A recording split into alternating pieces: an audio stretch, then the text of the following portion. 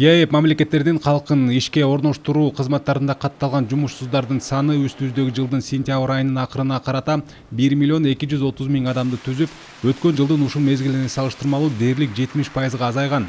Ошентип, жумушсуздардын саны жалпы жумушчу күчүнүн 1,3% түзөт. Бул тууралуу брифинг учурунда ЕАЭП коллегиясынын төрагасынын жардамчысы Ия Малкина билдирди. Былтыр бул көрсөткүч 4,4%ды түзгөн.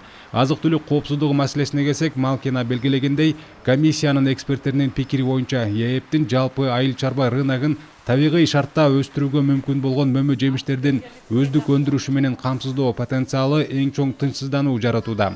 Буга байланыштуу комиссия Бириккен Улуттар уюмунун азык-түлүк жана айыл чарба уюму менен биргеликте ЕАЭП алкагында жашылча жемиш өстүрүүнү туруктуу өнүктүрүү боюнча баяндама даярдоодо.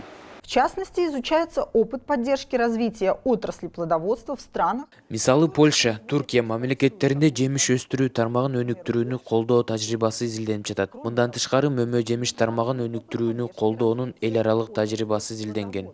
Ошол эле учурда айыл чарбасын башкарууну да, мамлекеттик колдоону да жөнөкөйлөтүү үчүн биз бул жааттагы алдыңкы тажрыйбаны үйрөнүп жатабыз. Биздин көз карашыбыз боюнча биримдиктин өлкөлөрүндө мындай технологияларды киргизүү тармакка субсидиялардын эффективдүүлүгүн жана максаттуулугун жогорулатат. Натыйжада биримдиктин өзүн өзү камсыздоонун өсүшүнө шарт түзөт.